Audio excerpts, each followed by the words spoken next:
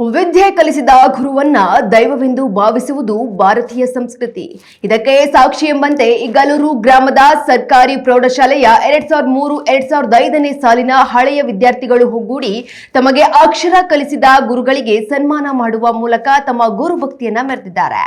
ಸುಮಾರು 2 ದಶಕಗಳ ನಂತರ ಒಂದೆಡೆ ಸೇರಿದ ಸ್ನೇಹಿತರು ಹಳೆಯ ನೆನಪುಗಳನ್ನ ಮೆಲುಕು ಹಾಕುತ್ತಾ ಅದ್ದೂರಿ ಗುರುವಂದನಾ ಕಾರ್ಯಕ್ರಮವನ್ನ ಆಯೋಜಿಸಿದ್ದಾರೆ.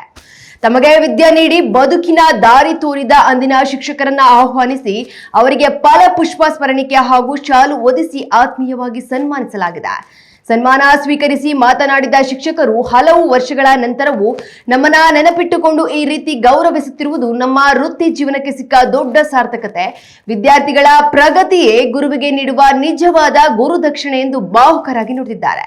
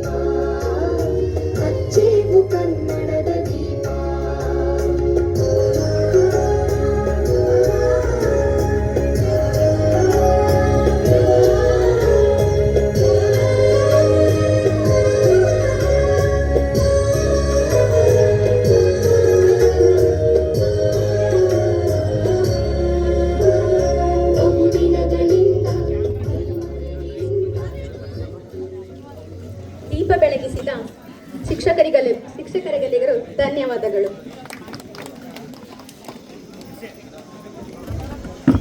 ಈ ಕಾರ್ಯಕ್ರಮದ ಉದ್ದೇಶವನ್ನು ವಿವರಿಸಲು ನಮ್ಮ ಸ್ನೇಹಿತ ಪುಟ್ಟಸ್ವಾಮಿ ಅವರು ಸ್ವಾಗತ ಭಾಷಣಕ್ಕೆ ಆಹ್ವಾನಿಸುತ್ತೇನೆ.